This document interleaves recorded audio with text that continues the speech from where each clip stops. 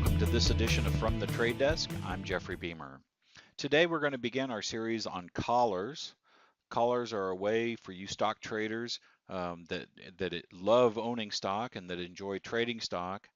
We're going to begin a series on really how to not only protect your portfolio of stocks, but how to generate wealth over time. So this is not to leave out you option traders out there, because we are going to be trading options around the underlying security. A collar is one of those strategies that can be traded one of many different ways. We have static or passive collars that are long-term in duration, designed to really protect a portfolio over a long period of time. Or there's dynamic collars that are a little bit more traded a little bit more often. A term that I created years ago called an asymmetrical collar. We'll be getting into those down the road a little bit. That's a bit of an more advanced strategy, all right, but that helps increase some of the odds of success when trading these collars dynamically. All right, so we're going to begin our series here on Deere and Company. That's the chart that you're looking at here. This is a stock that really most of the year has just been oscillating in a big range. The fact that this stock is oscillating in a range doesn't really bother me, because the range that it's trading in between $75 and $90 is enough that this makes it an ideal candidate for our dynamic collar strategy. Other things that make this an ideal candidate for the dynamic collar is the fact that there is a lot of stock traded. Volume is really nice. Okay, a lot of shares traded on this particular security every day, and the open interest is very nice. That we will not have any trouble getting in and out of our positions, which is a critical component of trading a successful option strategy. All right. Now, as far as the chart itself goes here, I don't have really anything technical to show you. There's not a bunch of fancy indicators here. The basic structure I have here is a 50-day moving average and a 150-day moving average. That's this red line here. I prefer this over a 200 for a variety of reasons, which I'll get into down the road a bit. You'll see I have volume down here. Nothing really crazy about volume. Okay, it's just lots of shares traded every day, which makes this a nice candidate. But you'll notice here recently what really drew my attention to this, in addition to all those factors I just mentioned, was that we were actually trading near the bottom of the range, not at the very bottom, but near the bottom of a range, which makes the likelihood for this stock to move higher greater than, say, 6 weeks ago, okay, when it was at its high. All right, so let's get into how to construct a collar, how to use a collar, and then move forward through our case study.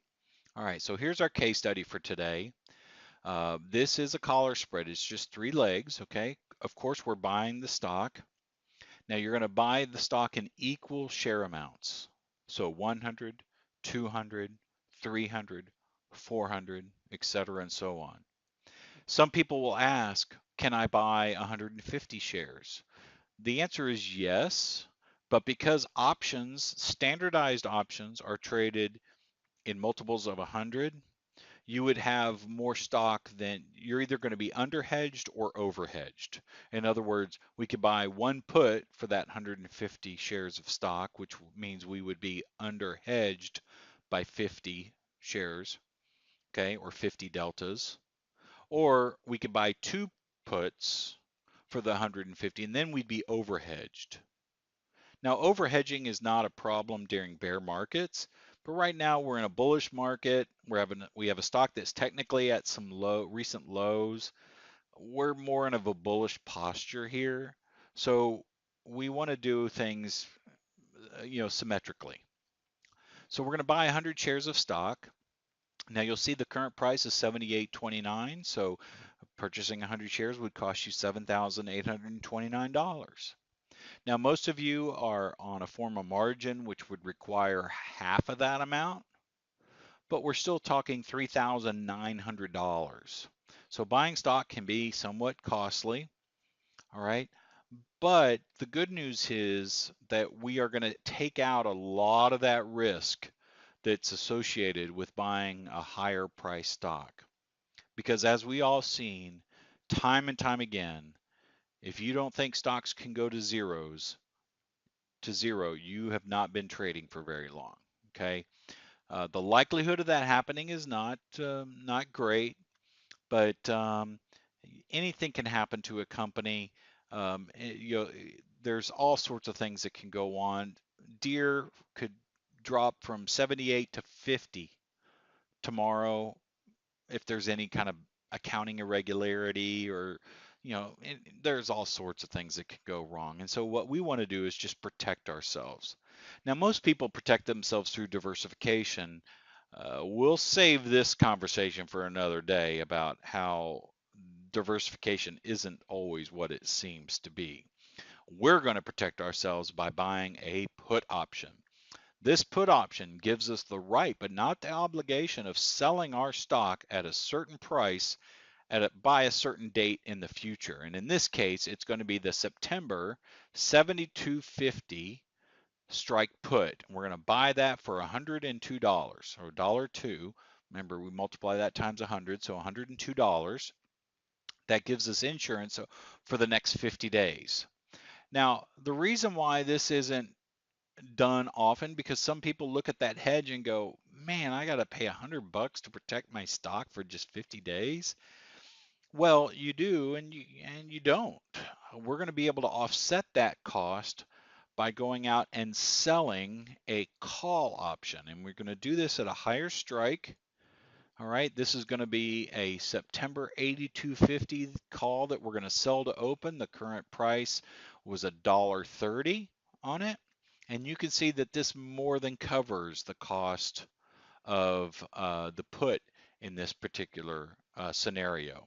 All right, that's going to also help reduce our cost basis by a fraction. You'll see if we bought 100 shares of stock at 78.29, that's $7,829. But you'll notice our entry debit here is actually only $7,801. And the reason for that is the call is a little priced a little higher than the put is based upon where the stock is currently trading. As I mentioned before, we have limited risk in this particular trade. We're only risking $550, but we also have a minimum amount of profit that we can make. Now, this is where people go wrong. They look at this and say, oh, I'm capping my upside. Well, you are and you aren't. Because if you think the stock is going to go from 80 to 100 tomorrow, well, there's no reason then to sell this particular call against our position because you wouldn't want to cap your upside. But we all know and we can see from the chart that the stock doesn't move around like that. It just moves in these ranges up and down and up and down. And so what we're anticipating is the stock is going to do the same. It's just going to kind of meander up and get close to our strike before maybe it moves down again. All right. Now we will be making adjustments to this as we go along. So I want to make that very clear. What we have today is not what we're going to have, more than likely, 50 days from now. Okay, this current positions. But we're going to be keeping track of this, okay, throughout the life of this particular trade. All right. And what we're going to try to do is that wealth creation strategy where we buy 100 shares today and then our hedges will make some money over time and we're hopefully, okay, and then we're going to hope to use those profits to buy more shares of stock, not money out of our pocket, but money the market gives us.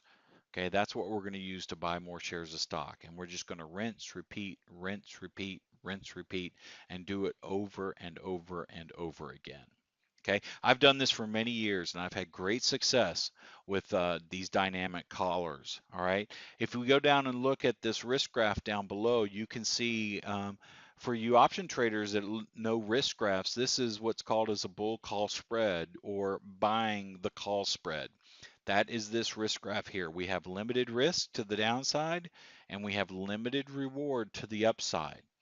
what we're going to try to do is get this risk graph to kind of shift to the right, shift to the right, shift to the right. And you will see over time where all of a sudden this risk graph, because of adjustments we make, is over in the profit zone where we can only lose a little bit of our profit, not dip down into losing more than what we put in. Okay, that's the process of reducing our cost basis, improving our position. We're just going to do that over and over and over again.